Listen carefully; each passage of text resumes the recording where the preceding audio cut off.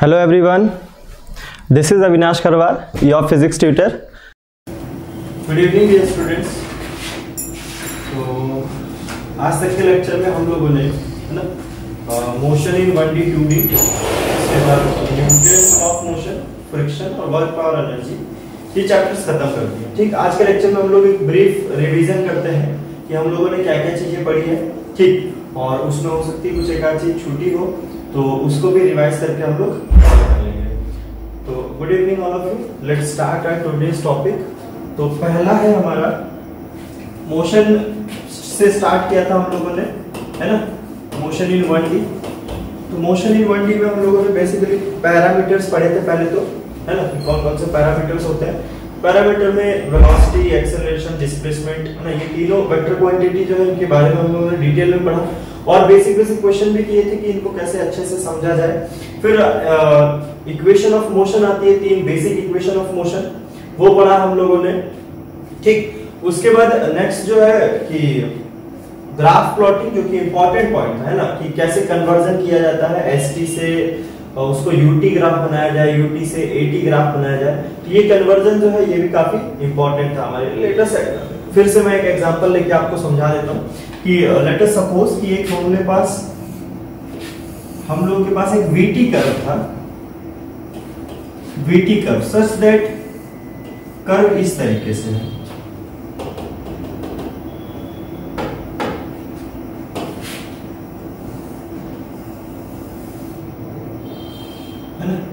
ऐसे है कर्व और इसका वेलोसिटी पॉइंट दिया हुआ है क्या कि इस पॉइंट पे वेलोसिटी 2v0 है, इस पॉइंट पे वेलोसिटी v0 है। ठीक, टाइम दिया हुआ था कि यहाँ पे लेट्स सपोज कि t0 है। ठीक, यहाँ ये t0 है, ये 2t0 है, ठीक, ये 3t0 है और ये लास्ट 4t0 है। ठीक, इस तरीके से एक वेलोसिटी वर्सेस टाइम का ग्राफ प्लॉट किया गया और उसमें बोला गया कि आप फिर इससे डिस्प्लेसमेंट वर्सेस टाइम का ग्राफ बनाइए। ओके, तो बेसिकली मैंने ये कहा कि ये वाली क्लास जो है इसमें हम लोग थोड़ा सा अपने टॉपिक जो पढ़ लिए वो रिवाइज करेंगे और कुछ कुछ टॉपिक्स हो सकता है बीच में छोड़े हो, कुछ इंपॉर्टेंट पॉइंट छूट गए हो, है ना, तो उनको भी हम लोग इस लेक्चर में कवर करते जाएंगे। तो पहला मैंने एक जस्ट एग्जांपल लिया कि हम लोगों ने मोशन इन 1 डायमेंशन में ग्राफ का कन्वर्जन पढ़ा था, है ना, तो थोड़ा सा उसको हाईलाइट करते हैं फिर से कि कैसे हम लोग ग्राफ में कन्वर्जन करते थे। तो जैसे एक सिंपल सा ग्राफ दिया हुआ है, वेलोसिटी टाइम का ग्राफ दिया हुआ है, इसको डिस्प्लेसमेंट टाइम में कन्वर्ट करना है और इसको एक्सेलरेशन टाइम में कन्वर्ट करना है। लाइक वीटी दिया हुआ है, हम लोग को बोला गया एसटी में कन्वर्ट करो, एटी में कन्वर्ट करो या फिर वीएस में कन्वर्ट करो, है ना, इस तरीके से कन्वर्ट करके एक रिलेशन बनाओ इसमें। ठीक, तो देखो कैसे करते हैं, एएस हो सकता है, फिर ऐसे करके बहुत सारे रिलेशन में इसको कन्वर्ट किया जा सकता है। ठीक, तो देखो कैसे करते हैं। पहले तो ये वीटी कर्व दिया हुआ है, अब वीटी कर्व जो है ये दिख रहा है हम लोगों को लीनियर दिया हुआ है। ठीक, वीटी इज लीनियर, तो जब भी वीटी लीनियर होता है तो इतना हमें पता है कि इसको इंटीग्रेट करने के बाद वेलोसिटी टाइम, वेलोसिटी को विद रिस्पेक्ट टू टाइम जब हम लोग इंटीग्रेट करते हैं तो क्या मिलता है, डिस्प्लेसमेंट मिलता है। और ये डिस्प्लेसमेंट टाइम कर्व कैसा हो जाएगा, क्वाड्रेटिक हो जाएगा, क्योंकि लीनियर को हम इंटीग्रेट करेंगे तो क्वाड्रेटिक रिलेशन मिलेगा, यानी कि क्वाड्रेटिक रिलेशन मिलेगा। क्वाड्रेटिक मिलेगा तो देखो यार क्वाड्रेटिक का प्लॉट करते हैं अब। ठीक, जस्ट कन्वर्जन है, जो जो पॉइंट्स दिए गए वो पॉइंट्स हमारे लिए इंपॉर्टेंट होंगे, है ना, बाकी जो नेचर होगा कर्व का वो एक रफ नेचर होगा। जैसे हमें पता है कि क्वाड्रेटिक है तो पैराबोला होगा। ठीक, पैराबोला होगा तो कहाँ से स्टार्ट होगा, देखो वेलोसिटी यहाँ पे 0 है, ठीक, बट हमें कोई आइडिया नहीं है कि उसका डिस्प्लेसमेंट कहाँ से शुरू हुआ था, है ना, डिस्प्लेसमेंट उस वक्त 0 लिया गया है या क्या लिया गया, तो डिस्प्लेसमेंट का हमें आइडिया नहीं, इसलिए एक रफ स्केच होगा, रफ, बस कन्वर्जन सही होगा, नेचर सही होना चाहिए हमारा। ठीक, देखो तो पहले वेलोसिटी बढ़ती जा रही है, वेलोसिटी बढ़ती जा रही है और एक्सेलरेशन कांस्टेंट, तो वेलोसिटी बढ़ती जा रही है कांस्टेंट रेट से, है ना, ये जो रेट है वेलोसिटी का बढ़ने का वो कांस्टेंट रेट, तो जाहिर सी बात है डिस्प्लेसमेंट भी बढ़ता जा रहा होगा, है ना। क्यों, डिस्प्लेसमेंट तो घटता तब है जब रिटार्डेशन होता है, जिसमें क्या होता है, वेलोसिटी घटती है। यहाँ पे वेलोसिटी बढ़ती जा रही है तो हम डिस्प्लेसमेंट को भी बढ़ाएंगे, डिस्प्लेसमेंट को बढ़ाएंगे। ये लो डिस्प्लेसमेंट हम लोगों ने बढ़ा दिया, एक पॉइंट पे गए, इस पॉइंट पे वेलोसिटी मैक्सिमम हो गई, वेलोसिटी मैक्सिमम हो गई। उसके बाद क्या हुआ, वेलोसिटी घटना शुरू हो गया, वेलोसिटी घटना शुरू हो गया। तो तब भी क्या होगा, डिस्प्लेसमेंट तो तब भी हो सकता है, वेलोसिटी घट रही है पर डिस्प्लेसमेंट तो तब भी होगा, ठीक, डिस्प्लेसमेंट होगा। अच्छा, डिस्प्लेसमेंट होगा तो किस तरीके का डिस्प्लेसमेंट होगा, नेचर हम लोगों को निकालना पड़ेगा। तो देखो ये जो, अगर इस कर्व की बात करें, है ना, ये जो रेड लाइन से मैंने T0 से यहां तक 3T0 तक मार्क की, तो इसकी इक्वेशन अगर हम लोग लिखते हैं तो कैसी इक्वेशन लिखेंगे, देखो एक रफ स्केचिंग सीख रहे हैं हम लोग, इसकी इक्वेशन लिखनी है तो मैं क्या लिखूंगा, v is equals to minus k x plus c, ऐसे ही लिखेंगे। इसका स्लोप नेगेटिव है और प्लस एक इंटरसेप्ट है, इंटरसेप्ट ये यहां पे जाके हो जाएगा, ठीक। तो माइनस के एक्स प्लस सी, अब इसको इंटीग्रेट करके देखो, है ना, विथ x नहीं, यहाँ पे टाइम है, ठीक। इस v को ds/dt लिख के जब इंटीग्रेट करोगे तो यहाँ पे क्या आएगा, माइनस के टी स्क्वायर बाई 2 आएगा ना। यानी कि जो अब देखो टी स्क्वायर क्वाड्रेटिक रिलेशन ही है, बट इस बार क्या है, नेगेटिव साइन है। नेगेटिव साइड यानी कि पैराबोला किधर ओपन हो जाता है, डाउनवर्ड ओपन हो जाता है। यानी कि अब जो डिस्प्लेसमेंट होगा मेरा, वो डिस्प्लेसमेंट ऐसा होगा। आई होप कि आप लोग समझ रहे हो, डिस्प्लेसमेंट होगा पर डिस्प्लेसमेंट ऐसा होगा, है ना, यही बात। अब ये पैराबोला कहां तक जाएगा, इस पॉइंट तक जाएगा, ठीक, ये पैराबोला। अब देखो वेलोसिटी नेगेटिव हो गई है इस पॉइंट पे, वेलोसिटी नेगेटिव हो गई, कर्व वही है, वेलोसिटी नेगेटिव होने का मतलब है कि अब पार्टिकल वापस से जा रहा है, पार्टिकल क्या कर रहा है, वापस से जा रहा है। तो वापस से जा रहा है तो ये कर्व कहां तक जाएगा, ऐसे करके पैराबोला जाएगा यहां तक, ठीक। उसके बाद देखो फिर वेलोसिटी अब घट रही थी, यहाँ पे वेलोसिटी घटते घटते यहाँ पे 0 हुई, ठीक। उसके बाद फिर से घटते घटते यहाँ पे पहुंच गई, ठीक। अब देखो यहाँ पे 0 है, यानी कि हमें जो कर्व बनाना है उसमें स्लोप इस पॉइंट पे 0 होना चाहिए। क्या होना चाहिए, स्लोप इस पॉइंट पे 0 होना चाहिए। तो स्लोप इस पॉइंट पे 0 कैसे होगा, अगर नीचे चला जाएगा ग्राफ तब तो नहीं हो सकता है। यानी कि इस पॉइंट पे हमें क्या करना पड़ेगा,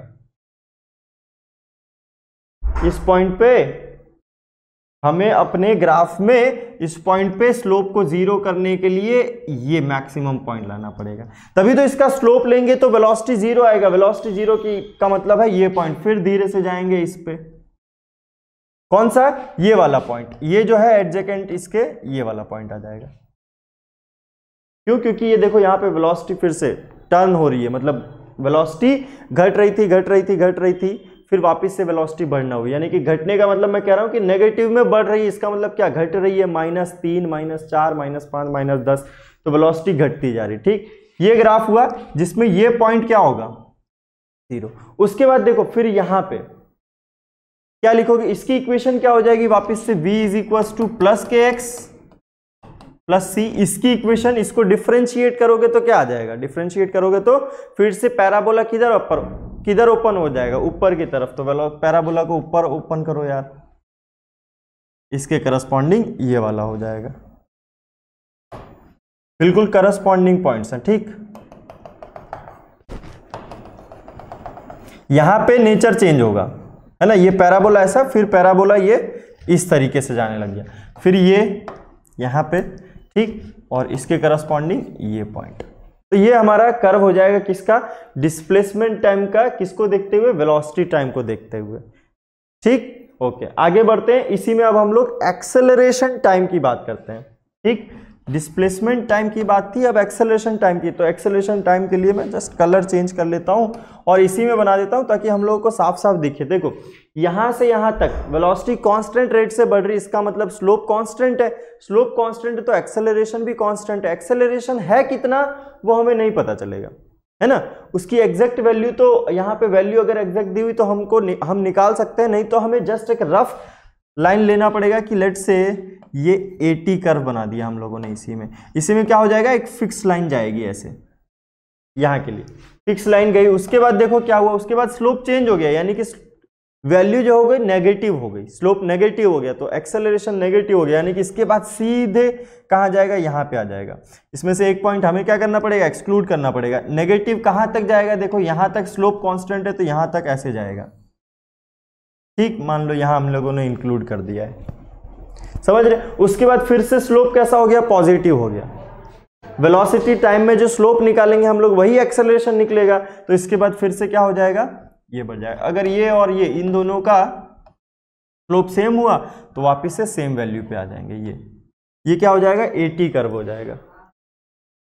समझ रहे हैं आप लोग? ठीक इसी तरीके से अगर हम लोगों को VS कर्व निकालना है, क्या निकालना है, VS कर्व निकालना, तो AT कर्व हम लोग निकालेंगे डिस्प्लेसमेंट, और इसमें एक क्वाड्रेटिक रिलेशन है हमारे पास। क्या डिस्प्लेसमेंट टाइम जो है ST कैसा है, देखो यहां पे ध्यान से, ST कैसा है, क्वाड्रेटिक है। ठीक, ST क्वाड्रेटिक है तो हम लिखेंगे क्या, S is equal to AX square, और टाइम के साथ लिखेंगे AT square plus let's say BT plus C। ये क्या है, हमारा डिस्प्लेसमेंट है। इसको एक बार डिफरेंशिएट किया हमने ds by dt is equal to क्या आ गया, डिफरेंशिएट किया तो 2AT प्लस B। एक बार और डिफरेंशिएट करेंगे तो d2s बाई dt आ जाएगा, dt स्क्वायर, ये कितना आ जाएगा 2a। ये d2s बाई dt के एक्सेलरेशन को हम लोग क्या लिख सकते हैं, v dv बाई ds लिख सकते हैं ना यार, एक्सेलरेशन को v dv बाई ds। क्यों, एक्सेलरेशन क्या होता है, dv बाई dt मल्टीप्लाई कर दो ds और ds से। ठीक, इस ds बाई dt को v लिख दो तो क्या हो जाएगा, ये v इतना पार्ट और dv बाई ds, ये dv बाई ds। तो क्या आ गया हमारा, v dv by ds is equal to 2a।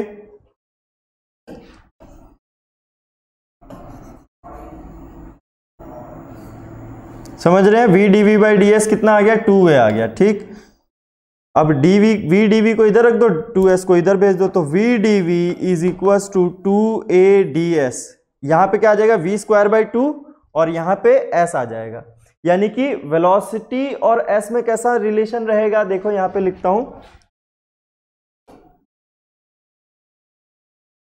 v square is equal to some k into s, ऐसा रिलेशन रहेगा। वेलोसिटी का इंटीग्रेट करेंगे v स्क्वायर आ जाएगा, और s को करेंगे तो s मतलब ds को करेंगे तो s आ जाएगा। तो v स्क्वायर और s में एक ऐसा रिलेशन बनेगा। y square is equal to mx, जो कर्व होता है हमारा, y square equal to mx। अब ये किसका कर्व है, y square is equal to mx। क्या इसका ग्राफ हम लोग बना सकते हैं, y square equal to mx? बिल्कुल बना सकते हैं, y square equal to mx। y क्या है हमारा, y वेलोसिटी है, x क्या है, डिस्प्लेसमेंट है, v और s का कर्व कैसे बनेगा, नेक्स्ट पेज में देख लेते हैं हम लोग।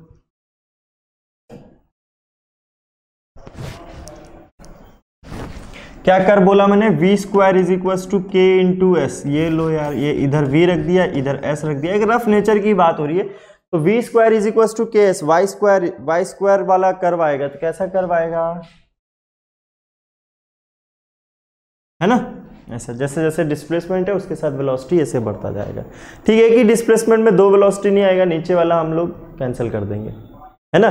क्यों, क्योंकि इस वाली वेलोसिटी के लिए फिर टाइम में अगर वहां पुट करेंगे तो टाइम नेगेटिव आ जाएगा, तो टाइम हम नेगेटिव नहीं रख सकते हैं। यानी कि v square is equal to kx का ये कर्व हो जाएगा। वेलोसिटी और डिस्प्लेसमेंट पैराबोलिकली इस तरीके से वैरी करेंगे। तो इस तरीके से हम लोग ग्राफ में कन्वर्जन करते हैं कि ग्राफ के कैसे पॉइंट निकाले जाए। बेसिकली अगर एग्जैक्ट वैल्यू निकालनी हो तो एग्जैक्ट वैल्यू के लिए क्या करते हैं हम लोग, जो ग्राफ दिया हुआ है उसकी एग्जैक्ट इक्वेशन निकालते हैं। ठीक, जैसे क्वाड्रेटिक है तो पैराबोला होगा, पैराबोला की सारी इक्वेशन पुट करके हम लोग उसका एग्जैक्ट नेचर निकालेंगे और फिर वहां से सारे पॉइंट्स हम लोग निकाल सकते हैं। ठीक, ग्राफ के कन्वर्जन के बाद इक्वेशन ऑफ मोशन पे हम लोगों ने कुछ क्वेश्चन किए थे। ठीक, उसके बाद 1D मोशन हो गया, फिर 2D मोशन में आए थे तो प्रोजेक्टाइल मोशन और रिलेटिव वेलोसिटी पे कुछ क्वेश्चन किए थे। तो प्रोजेक्टाइल मोशन में काफ़ी बड़ा सेक्शन है वो, जैसे हम लोगों ने नॉर्मल पढ़ा था, अभी इंक्लाइंड प्लेन वाला प्रोजेक्टाइल होता है ना, कई बार उससे भी डायरेक्ट क्वेश्चन आता है। तो आओ एक बार हम लोग इंक्लाइंड प्लेन वाला प्रोजेक्टाइल अच्छे से सॉल्व करके देखते हैं कि वो कैसे सॉल्व होता है। ठीक, ओके।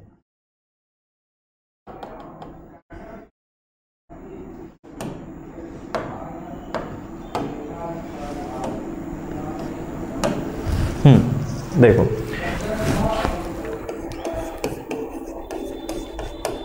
इंक्लाइंड प्लेन की बात करेंगे, प्रोजेक्टाइल ऑन एन इंक्लाइंड।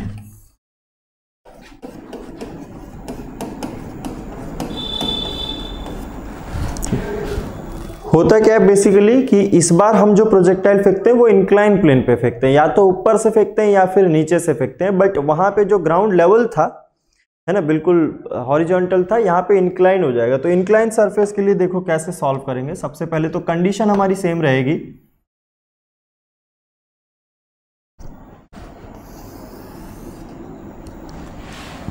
ये हमारा इंक्लाइन प्लेन है,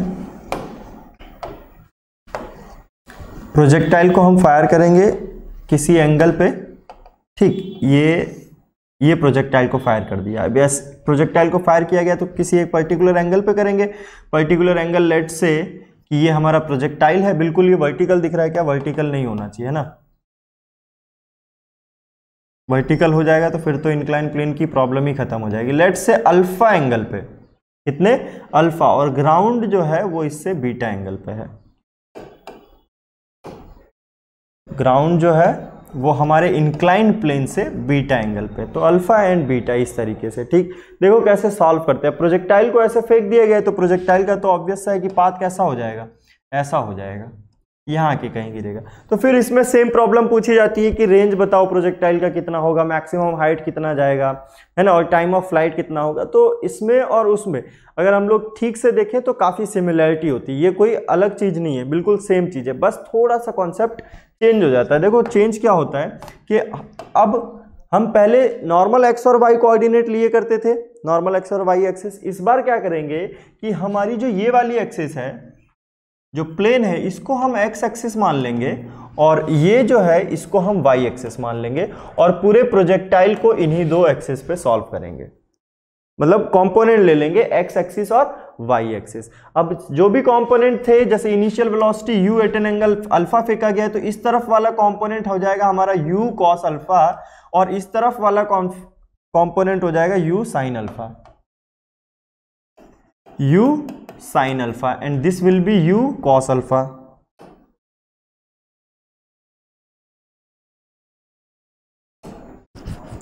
u cos अल्फा, ठीक। यानी कि अब प्रोजेक्टाइल को हम लोग हॉरिजॉन्टल और वर्टिकल लेवल में न सॉल्व करते हुए इस इंक्लाइन प्लेन के पैरेलल और इंक्लाइन प्लेन के परपेंडिकुलर सॉल्व करेंगे। हालांकि पूरे फिजिक्स में यही हम लोग करते हैं, न्यूटन लॉ ऑफ मोशन का प्रॉब्लम हो, फ्रिक्शन का प्रॉब्लम हो, तो हम हमेशा उस प्रॉब्लम को इंक्लाइन प्लेन के पैरेलल और इंक्लाइन प्लेन के परपेंडिकुलर तोड़ देते हैं, यानी कि उसी के अलॉन्ग सॉल्व करते। क्यों? क्योंकि एक्सेलरेशन जो हमें चाहिए होता है वो भी क्या चाहिए होता है, इंक्लाइन प्लेन के पैरेलल चाहिए होता है, और दूसरा पर्सपेक्टिव कि उसके परपेंडिकुलर सारी चीजें जीरो हो जाती है, नेट फोर्स जीरो हो जाता है, एक्सेलरेशन जीरो, तो सॉल्व करने में आसानी होती है। तो उसी तरीके से हम लोग यहाँ पे भी सॉल्व करेंगे प्रोजेक्टाइल ऑन एन इंक्लाइन को। देखो क्या करेंगे, u दिया हुआ था, इसको हमने इस तरफ ले लिया, तो ये एक्स एक्सिस हो गई और ये वाई एक्सिस हो गई। अब एक्स एक्सिस और वाई एक्सिस पे हम लोग अलग अलग सॉल्व करेंगे, ये एक्स एक्सिस और ये वाई एक्सिस, ठीक। होता क्या है, एक बेसिक सा डिफरेंस आता है कि बाकी सारी कंडीशन सेम है, जी ऐसे लग रहा है, तो जी को भी अब हमें इंक्लाइन प्लेन के पैरेलल और परपेंडिकुलर तोड़ना पड़ेगा। कैसे तोड़ेंगे, ये पैरेलल बिल्कुल इसके और ये परपेंडिकुलर, ये एंगल अगर बीटा है तो this angle will be beta. बोलो सबको समझ में आया है ना, ये पैरेलल है और ये परपेंडिकुलर है, दिस वन, ये वाली लाइन, तो ये एंगल अगर बीटा है तो ये भी एंगल बीटा आ जाएगा। अब क्या करेंगे, हम जी को ही तोड़ देंगे, जी को तोड़ेंगे तो क्या मिलेगा, इस तरफ आ जाएगा g cos beta and here it will be g sin beta. अब g को रिजॉल्व कर दिया है, अब आगे क्वेश्चन को कैरी करते हैं। देखो x डायरेक्शन में लिखेंगे और इधर y डायरेक्शन में लिखेंगे। x डायरेक्शन में पहले तो सिंपली हम लोग क्या लिखेंगे, डिस्प्लेसमेंट। तो डिस्प्लेसमेंट की इक्वेशन हो जाएगी कि x will be equal to ut, initial velocity उधर कितनी है u cos alpha t, ut plus half a t square. क्या करते हैं हम लोग, ऊपर पॉजिटिव मान लेते हैं और एक्स एक्सिस इधर भी पॉजिटिव मान लेते हैं। इसके अलावा जो भी डायरेक्शन में जाएंगे वो सारी नेगेटिव हो जाएगी। तो जी कॉस बीटा तो नीचे लग रहा है, तो minus half g cos beta into t square. This is the basic difference. वहां पे ये एक्स एक्सिस में एक्सेलरेशन जीरो हो जाता था, यहाँ पे एक्स एक्सिस में एक्सेलरेशन आएगा। अच्छा, एक्स एक्सेलरेशन में कितना आएगा, जी साइन बीटा आएगा नेगेटिव, जी कॉस बीटा तो वाई एक्सिस पे, तो यहाँ कितना आएगा, g sine beta, g sine beta. ये लो यार, कितना हो गया, g sine beta into t square. ये एक्स एक्सिस का लिखा है मैंने इक्वेशन। इसी तरीके से वाई एक्सिस में भी लिखेंगे कि y will be equal to u sine alpha t minus half g, कौन सा लगेगा, कॉस बीटा वाला। देख रहे हैं अंतर, देखिए दोनों में, वहां पे जी सिर्फ जी था, यहाँ पे जी का कंपोनेंट लग रहा है। ठीक, ओके। तो एक्स एक्सिस और वाई एक्सिस दोनों में ही हम लोगों ने लिखा। ठीक, अब देखिए एक्स एक्सिस में ये लिखा है, वेलोसिटी लिखने की बात आएगी क्या। अब वेलोसिटी क्या लिखते हैं हम लोग, तो वेलोसिटी क्या लिखेंगे, एक्स डायरेक्शन में velocity will be v x u plus a t. तो एक्स डायरेक्शन में यू कितना है, यू कॉस अल्फा है प्लस ए टी। ठीक, बट एक्सेलरेशन तो नीचे की तरफ है, तो माइनस जी, कितना है, g sine beta into t, u plus a t.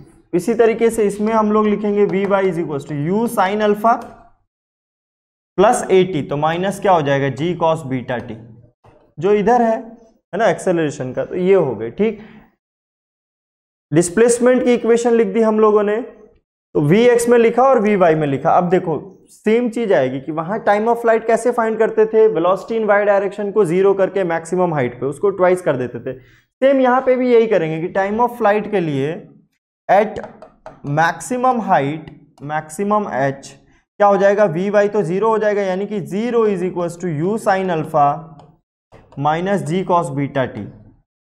तो यहां से टाइम जो निकलेगा, time will be equal to u sine alpha by g cos beta.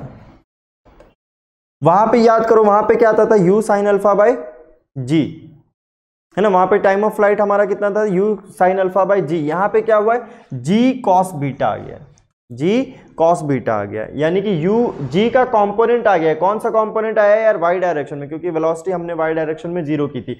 Time of flight इसको बनाने के लिए क्या करेंगे, टाइम ऑफ फ्लाइट बनाने के लिए जस्ट 2 से मल्टीप्लाई कर देंगे, 2 u sine alpha by g cos beta. This will be our time of flight,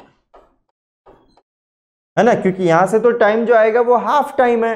पूरा टाइम फाइंड करने के लिए क्या करेंगे हम लोग, 2 u sine alpha by g cos beta, 2 से मल्टीप्लाई कर देंगे, तो ये हमारा टाइम ऑफ फ्लाइट हो गया। अब टाइम ऑफ फ्लाइट हमें पता चल गया, मैक्सिमम हाइट और रेंज हम लोग निकाल सकते हैं। मैक्सिमम हाइट कैसे निकलेगा, जो टाइम ऑफ फ्लाइट है उसके आधा टाइम किस में डाल दो, वाई में डाल दो। समझ रहे, देखो क्या इक्वेशन आएगी, वाई में अगर हम लोग पुट कर देते हैं तो एच मैक्स हमारा आएगा, h max will be equal to u square sine square alpha, same 2g, ये भी सेम, बचेगा क्या, कॉस बीटा। बस ये जो y का y कंपोनेंट है हमारे एक्सेलरेशन का, वो हमेशा इस बार साथ में जुड़ता जाएगा। ठीक, रेंज का थोड़ा सा बड़ा फॉर्मूला आएगा, वैसे है सिंपल, क्या कि ये जो टाइम ऑफ फ्लाइट है 2u sine alpha by g cos beta, इसको x में डाल देंगे, जो टोटल टाइम है हमारा वही क्या हो जाएगा, टाइम ऑफ फ्लाइट के लिए आ जाएगा। बेसिकली होता यह है कि इंक्लाइन प्लेन पे क्या हम लोग यहाँ या तो नीचे से फेंकते हैं प्रोजेक्टाइल को या फिर ऊपर से थ्रो करते हैं। ठीक, तो इसमें g जो होता है, बेसिक डिफरेंस हमारा बस g का है कि g जो है, g के हमें कंपोनेंट लेने पड़ते हैं towards the plane and perpendicular to the plane. तो एक तो प्लेन की तरफ हम लेते हैं g साइन बीटा और एक परपेंडिकुलर टू द प्लेन लेते हैं g कॉस बीटा। क्यों लिया है, क्योंकि अब हम लोग ये सारे x और y के जो रिलेशन है वो इन्हीं एक्सिस पे, जो अलोंग द प्लेन था उसमें हम लोगों ने x एक्सिस मान लिया, और जो परपेंडिकुलर टू द प्लेन था उसको y एक्सिस मान लिया हम लोग। इमेजिनरी एक्सिस, फिजिक्स में ये अच्छा भी है कि जो एक्सिस है वो हम अपने अकॉर्डिंगली चूज कर सकते हैं, कोई ऐसा रेस्ट्रिक्शन नहीं है कि जो स्टैंडर्ड x और y एक्सिस है उसी को मान के चलना पड़ेगा। ठीक, तो क्या कहा मैंने कि जो इंक्लाइन प्लेन है उसको हम x एक्सिस मान लेंगे और उसके परपेंडिकुलर एक y एक्सिस मान लेंगे, तो ये हमारी x एक्सिस हो जाएगी और ये y एक्सिस हो जाएगी। अब प्रॉब्लम को हम इसी दोनों पार्ट्स में तोड़ देंगे, x और y एक्सिस पे, यानी कि towards the incline and perpendicular to the incline. देखो टुवर्ड्स द इंक्लाइन में ये है, तो क्या माना हमने कि at velocity u at an angle alpha इस प्रोजेक्टाइल को फेंक दिया गया है। तो फेंकेंगे तो जाहिर सी बात है कि ये जो येलो है ये इसका ट्रेजेक्टरी पाथ होगा, हो सकता है थोड़ा ऊपर से आए लेकिन पाथ का नेचर जो है वो इसी तरीके से होगा। ठीक, तो इसका x कंपोनेंट क्या हो जाएगा, u cos अल्फा, और y कंपोनेंट हो जाएगा u sin अल्फा। अब x और y कंपोनेंट के हम लोग सारी चीजें लिखेंगे, डिस्प्लेसमेंट, वेलोसिटी। देखो डिस्प्लेसमेंट लिखेंगे x में तो क्या लिखेंगे, x की तरफ x is equal to ut plus half a t square, u क्या हो जाएगा, u cos alpha into t plus half a t square में एक्सेलरेशन, देखो एक्सेलरेशन जी था हमारा डाउनवर्ड, बट हम इक्वेशन एक्स एक्सिस में और वाई एक्सिस में लिख रहे हैं, ठीक, यानी कि टूवर्ड्स द प्लेन और परपेंडिकुलर टू द प्लेन। तो g cos beta and g sine beta, है ना, तोड़ देंगे हम जी को किस तरफ, एक परपेंडिकुलर टू द प्लेन और एक parallel to the plane. Parallel to the plane यानी g sine beta negative x axis की तरफ हो गया, तो हमने लिखा minus half g sine beta acceleration into t square, ये एक्स का हो गया।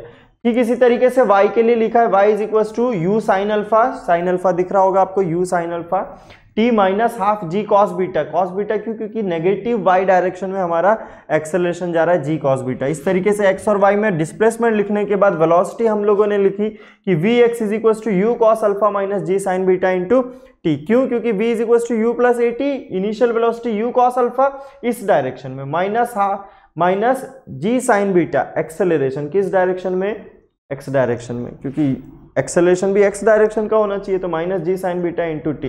फिर इसी तरीके से वेलोसिटी इन वाई डायरेक्शन लिख दिया।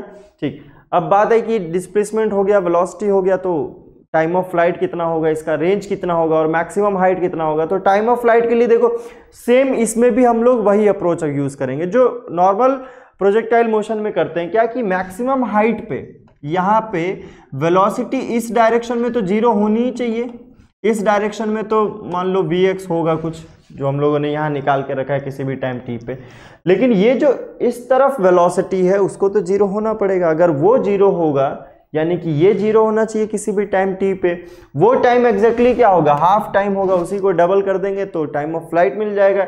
यानी कि 0 is equal to u sine alpha minus g cos beta, solve कर देंगे तो टाइम की वैल्यू आ जाएगी u sine alpha by g cos beta. Total time of flight के लिए क्या करेंगे, 2 टाइम्स मल्टीप्लाई कर देंगे, 2 टाइम्स मल्टीप्लाई कर देंगे तो क्या हो जाएगा 2u sine alpha by g cos beta. अब याद करो टाइम ऑफ फ्लाइट हमारा नॉर्मल में क्या आया था, 2u cos theta by g, theta हमारा एंगल था, ठीक, यहां पे भी वही आएगा 2u साइन अल्फा बाई जी। अब वहां पे क्या था कि नॉर्मल वर्टिकल जी लग रहा था, यहाँ पे क्या है जी टूट जी क्या है, किस किस कंपोनेंट में, जी साइन अल्फा और जी कॉस बीटा, तो यहाँ पे y कंपोनेंट वाला ही आएगा, क्योंकि देखो वेलोसिटी y वाली लिखी थी हम लोगों ने, उसी को जीरो किया था, तो y वाली आ गई जी कॉस बीटा। तो ये हमारा टाइम ऑफ फ्लाइट हो जाएगा। इसी तरीके से हम मैक्सिमम हाइट फाइंड कर सकते हैं। मैक्सिमम हाइट के लिए क्या करेंगे, ये जो आधा टाइम ऑफ फ्लाइट है जो कि u sine alpha by g cos beta है, इसको हम लोग पुट कर देंगे वाई में, तो यहाँ टाइम पुट कर देंगे, सॉल्व कर देंगे इसको, तो एच मैक्स जो है वो हमारा आ जाएगा you square sine square alpha by 2g cos beta. याद करो वहां पे कितना आया था, you square sine square alpha by 2g, यहाँ पे g क्या है, g कॉस बीटा, यानी कि नीचे वाली डायरेक्शन में y डायरेक्शन में कितना एक्सेलरेशन है, बार बार वही आ रहा है, ठीक। हाँ, मतलब याद रखने की जरूरत नहीं है, सेम आप वही चीज याद रखो, बस जी का कंपोनेंट ले लीजिएगा, एक टूवर्ड्स द प्लेन और एक पैरेलल टू, मतलब परपेंडिकुलर टू द प्लेन, है ना, टूवर्ड्स और parallel. Perpendicular to the plane जो वाई एक्सिस में नीचे की तरफ है, एग्जैक्टली उसी को हम यहाँ पे लिखते जा रहे हैं, ठीक। इसी तरीके से रेंज फाइंड करना होगा हम लोगों को कि प्रोजेक्टाइल हमारा कहाँ से कहाँ तक गिरेगा, है ना, तो उस रेंज के लिए क्या करना है अब हम लोगों को,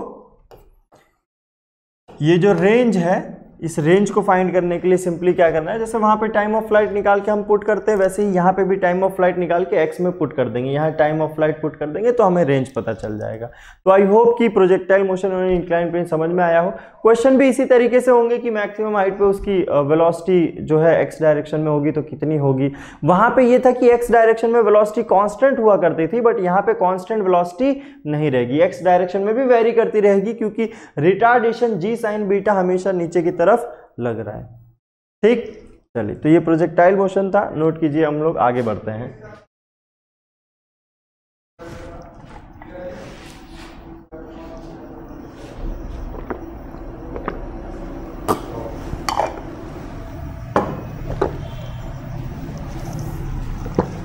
ठीक, तो ये मोशन इन 1D 2D और 3D यहाँ पे कंप्लीट हो। 3D में क्या होगा, यही वेलोसिटी जो है वेक्टर फॉर्म में एक्स कंपोनेंट, वाई कंपोनेंट और जेड कंपोनेंट में देंगे। प्रोजेक्टाइल मोशन ही, प्रोजेक्टाइल मोशन तो 2D का प्रॉब्लम है, वो वन प्लेन में रेस्ट्रिक्टेड रहता है। नॉर्मल प्रॉब्लम्स में मैं कह रहा हूँ कि वेलोसिटी और एक्सेलरेशन को 3 पार्ट्स में तोड़ के आई कैप, जे कैप, के कैप तीनों दे देंगे, फिर वहां से चीजें पूछेंगे, ठीक। इसके बाद न्यूटन लॉज ऑफ मोशन आता है, तो न्यूटन लॉज ऑफ मोशन में भी सबसे पहले तो बेसिक जो है कि हम लोग 3 लॉज ऑफ मोशन पढ़ते हैं, ठीक, उसके बाद में हम लोग देखते हैं कि फ्री बॉडी डायग्राम कैसे बनाए, कैसे सारे फोर्सेस को आइडेंटिफाई करते हैं जो मेजर फोर्सेस है ना, contact forces, non contact forces, जिसमें इसमें बेसिकली हमारे सब कांटेक्ट फोर्सेस यूज में आते हैं। कौन कौन से? टेंशन यूज आता है, फ्रिक्शन यूज आता है, नॉर्मल रिएक्शन यूज आता है और एक mg जो नॉन कांटेक्ट फोर्स है वो यूज आता है। ठीक, इनके थ्रू हम एफबीडी बनाते हैं। एफबीडी बनाने के बाद कंस्ट्रेंट मोशन एक टॉपिक आता है जिसमें हम एक्सेलरेशन, वेलोसिटी को एक कंपोनेंट, एक ऑब्जेक्ट की वेलोसिटी को दूसरे से रिलेट करते हैं। तो थोड़ा आइए उसको भी रिवाइज कर लेते हैं। एक शॉर्ट मेथड है, वो शॉर्ट मेथड में डिस्कस करता हूं आपके साथ।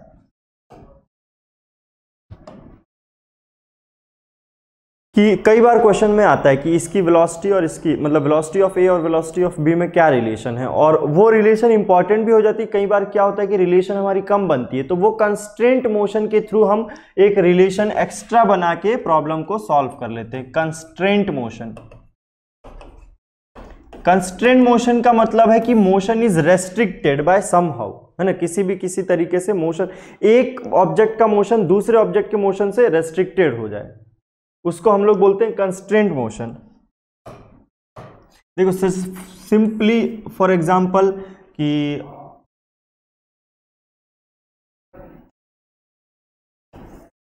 एक इस तरीका के लेटर सपोज की पुली है,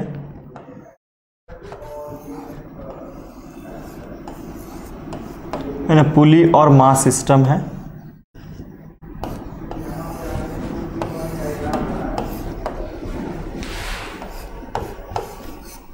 this is block A and this is block B. ठीक, अब इनिशियली सिस्टम को होल्ड किया गया होगा, उसके बाद रिलीज कर दिया गया। ठीक, रिलीज कर दिया गया तो बोला गया कि जो बी है वो 5 मीटर पर सेकेंड से नीचे गिर रहा है, वेलोसिटी बता दी गई है। तो at that instant what be the velocity of a, ये कितना होगा। ठीक, ऐसे बहुत सारे कंस्ट्रेंट प्रॉब्लम बनते हैं ना, इनमें टेंशन भी पूछा जा सकता है, उस पॉइंट पे एक्सेलरेशन भी पूछा जा सकता है। तो वो सारे प्रॉब्लम्स को सॉल्व करने के लिए हमें एक रिलेशन की जरूरत पड़ती है, वो कंस्ट्रेंट मोशन से आता है। कंस्ट्रेंट मोशन, आप देखो ये अगर नीचे जाएगा तो ये कंस्ट्रेंट है ऊपर मूव करने के लिए, या फिर ये ऊपर जाएगा तो ये कंस्ट्रेंट है नीचे मूव करने के लिए, यानी कि किसी ना किसी तरीके से फ्री ना रह के रेस्ट्रिक्टेड हो जाना, उसको बोलते हैं हम लोग कंस्ट्रेंट मोशन। ठीक, तो देखो एक 2 पॉइंट मेथड है, या फिर हम लोग बोलते हैं वर्चुअल वर्क मेथड, आप लोगों ने पढ़ा होगा। वर्चुअल वर्क मेथड, इसमें करते क्या है हम लोग कि सिंपली टेंशन इनटू डिस्प्लेसमेंट को जीरो करते हैं। Sum of all tension into displacement को जीरो करते हैं, क्योंकि टेंशन जो है वो इंटरनल वो है, फोर्स है, तो उसकी वजह से कोई वर्क डन नहीं होगा, है ना। जैसे रस्सी जो है, रस्सी का डिस्प्लेसमेंट लिखें तो टेंशन इंटू एक्सेलरेशन, अगर हम tension is equal to mass into acceleration अगर लिख भी दिया तो रस्सी का मास तो 0 है ना। तो टेंशन की वजह से कोई वर्क डन नहीं होता, इसलिए हम लोग वर्चुअली मान लेते हैं कि tension into displacement will be 0 in whole the process. इसी को आधार मान के हम आगे इक्वेशन लिख देते हैं। इक्वेशन लिखना जो है बहुत ही आसान काम है। देखो किस पॉइंट से, सारे क्रिटिकल पॉइंट्स को इसमें आइडेंटिफाई करना पड़ता है कि कौन कौन से क्रिटिकल पॉइंट्स है। क्या बोलते हैं इसको? Virtual work method. ध्यान देना, ये जहां जहां कॉन्टैक्ट हो रहा है और जहां जहां कॉन्टैक्ट छूट रहा है उनको हम लोग बोलते हैं क्रिटिकल पॉइंट। वो सब क्रिटिकल पॉइंट पे हमें वर्क डन लिखना है, वो सारे क्रिटिकल पॉइंट पे वर्क डन लिखना है। यानी कि ये सारे पॉइंट्स हो गए, ये सारे पॉइंट्स क्या हो गए, एक कोई ऐसी स्ट्रिंग चूज कर लेंगे जो बहुत ज्यादा लंबी हो या फिर ज्यादा से ज्यादा मास को उसने अटैच किया है। सबसे छोटी स्ट्रिंग नहीं, सबसे लंबी स्ट्रिंग ली जाती है, ये दिमाग में लीजिएगा। और एक ही स्ट्रिंग है ना, एक ही स्ट्रिंग पे हम पूरी इक्वेशन लिखेंगे, दूसरी स्ट्रिंग या तीसरी स्ट्रिंग पे ओवरपास नहीं हो जाएंगे। ठीक, जैसे मैंने ये लंबी वाली स्ट्रिंग चूज कर ली, इसमें maximum number of masses attach थे, मैक्सिमम नंबर ऑफ पुलीज भी अटैच थी। तो इसी स्ट्रिंग पे अब मैं वर्चुअल वर्क मेथड लगाऊंगा कि sum of tension into displacement will be equal to 0। अब देखिए यहां पे टेंशन, जो पॉजिटिव वर्क डन होगा उसकी वजह से पॉजिटिव, जहां पे नेगेटिव होगा उसकी वजह से नेगेटिव। देखो यहां पे लिखेंगे टेंशन, तो यहां पे टेंशन क्या लिखेंगे, नीचे की तरफ टेंशन है, सॉरी,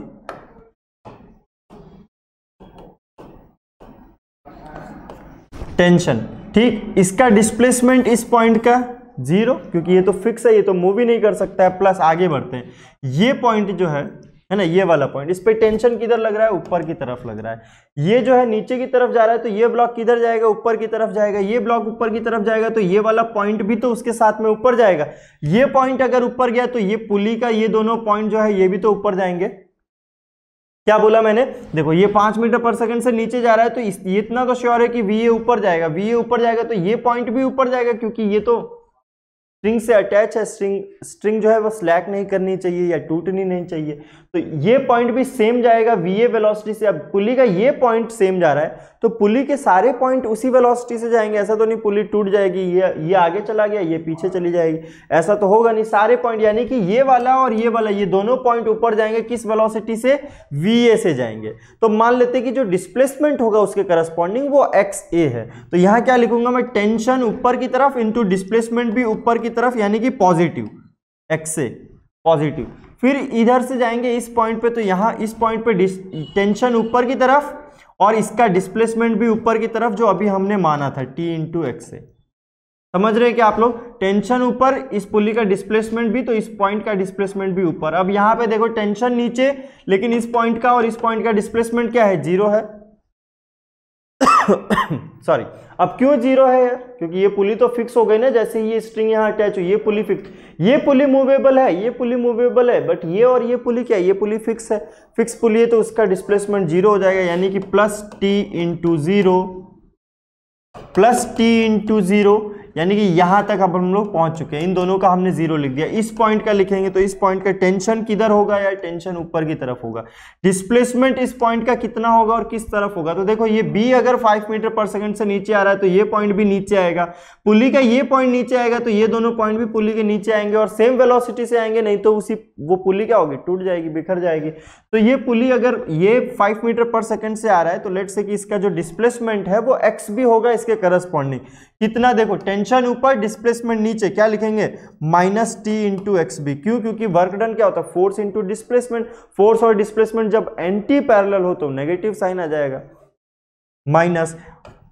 उसके बाद इस पॉइंट पे टेंशन ऊपर, डिस्प्लेसमेंट नीचे, minus T into x b, इसका भी समझ रहे हैं क्या। यहाँ पे टेंशन लिखोगे क्या आएगा, ऊपर की तरफ, डिस्प्लेसमेंट लिखोगे तो 5 मीटर पर सेकंड से नीचे जा रहा है, उसके करस्पॉन्डिंग डिस्प्लेसमेंट मैंने एक्स भी मान लिया, बहुत बढ़िया। चलो इस पॉइंट पे जाओगे, इस पॉइंट पे जाओगे तो क्या लिखोगे, 2 बाय टेंशन इंटू 0, क्योंकि ये पुली तो फिर फिक्स हो गई, जैसे ये पुली फिक्स थी। उसके बाद इस पॉइंट पे आ जाओ, इस पॉइंट पे क्या होगा, टेंशन ऊपर की तरफ, बट ये पॉइंट इससे अटैच है जो कि नीचे जा रहा है 5 मीटर पर सेकंड से, तो ये भी क्या हो जाएगा, x b minus T into x b. Displacement तो उतना ही होगा ना इसका, इस पॉइंट का उतना ही होगा, इस पॉइंट का भी उतना ही होगा, तो इसका भी उतना ही होगा, इसका भी उतना ही होगा, तो एक्स बी हो गया। That is equal to work done, क्या करना पड़ेगा, 0 से इक्वेट करना पड़ेगा। अब देखो सारी टेंशन तो हर जगह पे कट जाएगा, जितने भी टेंशन है उसको उधर भेज देंगे, कट जाएगा। बचेगा क्या, एक्स ए प्लस एक्स ए, 2xa।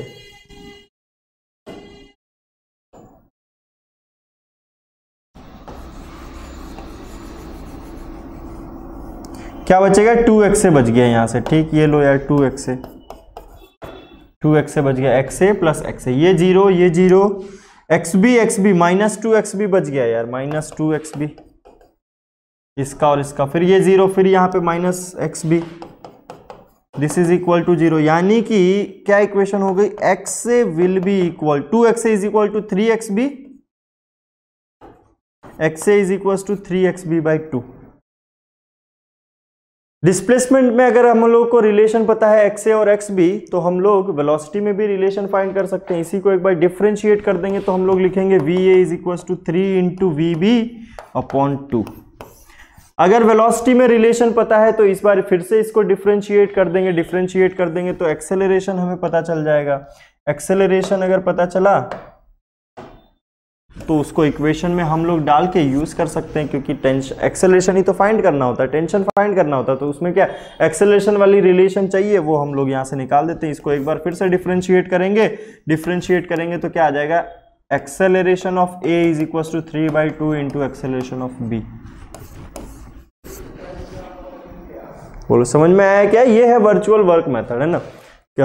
अब इसमें कितनी भी लंबी रस्सी हो सकती है, कितनी भी सारी पुली हो सकती है, आपको सिर्फ एक रस्सी पकड़नी है और उसको पूरे को सॉल्व करते हुए जाना है ना। चाहे इस ऐसे ही रिलेटेड बहुत एक और प्रॉब्लम होती है, देखो कौन सी,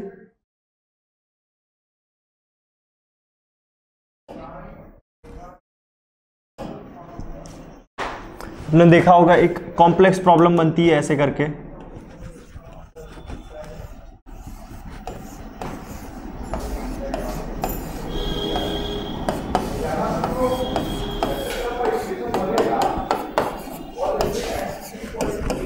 है ना। ये तो मैंने फिर भी छोटा बना दिया, और बड़ा बनता है, समझ रहे। इस तरीके से बनता है। तो पूछा जाता है कि ये क्या वेलोसिटी कितना होगा। तो इसमें क्या करते हैं, देखो ये मान लिया कि ये मान लो ये d है, तो इसकी वेलोसिटी d है, ठीक। ये vd है, तो इस पॉइंट का अब हमें वेलोसिटी निकालना होता है कि इसका और इसका कितना होगा, समझ रहे। तो यहां पे अब हमें पता है ये vd है, ठीक, ये vd है। और रिलेशन जो होता है एटवुड मशीन प्रॉब्लम, अगर आप लोगों ने सॉल्व किया होगा, एटवुड मशीन प्रॉब्लम कौन सी वाली होती है यार, ये a b और यहां पे लगा होता है c, है ना। तो क्या बोलते हैं कि acceleration of c is equal to acceleration of a plus acceleration of b by 2 with sign के साथ रखते हैं कि acceleration of c is equal to acceleration of a plus b by 2। ठीक इसी तरीके से यहां पे लगाएंगे acceleration of c plus acceleration of, ये जो भी आ जाएगा यहां पे मान लेते हैं इसका एक्सेलरेशन, इसका 1 है, इसका 2 है, इसका 3 है, जस्ट वेरिएबल। तो इसका एक्सेलरेशन क्या हो जाएगा vd, मतलब वेलोसिटी कितनी हो जाएगी vd को क्या लिखेंगे, vd will be equal to इसकी वेलोसिटी 1 प्लस इसकी वेलोसिटी vc डिवाइडेड बाय 2, ठीक। अब ये vd हमने लिख दिया, यहां से इसकी 1 की निकाल लेंगे, 1 निकालने के बाद मान लो ये 1 निकाल दिया हम लोगों ने, तो इसकी वेलोसिटी पता है। फिर यहां पे यूज करेंगे, क्या यूज करेंगे कि 1 विल बी इक्वल टू इसकी वेलोसिटी vb प्लस यहां पे 2 है तो 2 डिवाइडेड बाय 2।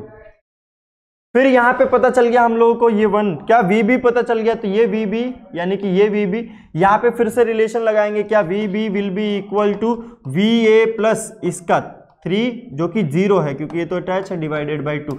तो इस तरीके से रिलेशन हम लोग निकाल सकते हैं va vb vc और vd में। ये था वर्चुअल वर्क मेथड तरीका, जिससे आसानी से हम लोग कंस्ट्रेंट मोशन की प्रॉब्लम्स को सॉल्व कर सकते हैं। एक वेज वाला होता है, वो भी आसान होता है ना, कि उसमें बस एक ही चीज लेनी होती है कि पेनिट्रेट न कर जाए।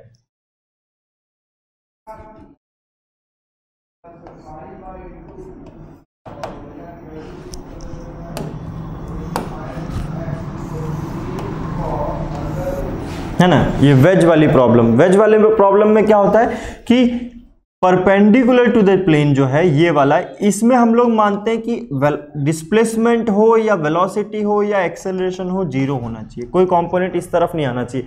कोई कंपोनेंट इस तरफ आएगा, इस डायरेक्शन में, चाहे वो इसका कंपोनेंट हो, चाहे वो वेज का कंपोनेंट हो, चाहे वो ब्लॉक का कंपोनेंट है, इस डायरेक्शन में ये सारी चीजें 0 होनी चाहिए, ठीक। तो आई होप कि आपको कंस्ट्रेंट मोशन भी समझ में आ गया हो। इसके बाद फ्रिक्शन है, फ्रिक्शन में 2 ब्लॉक और 3 ब्लॉक सिस्टम है, तो आई होप कि वो तो सर ने आप लोगों को सॉल्व करवाया होगा।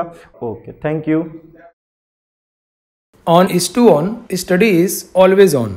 कॉन्सेप्ट्स के बेहतर रियलाइजेशन के लिए IS2ON पर बने रहिए।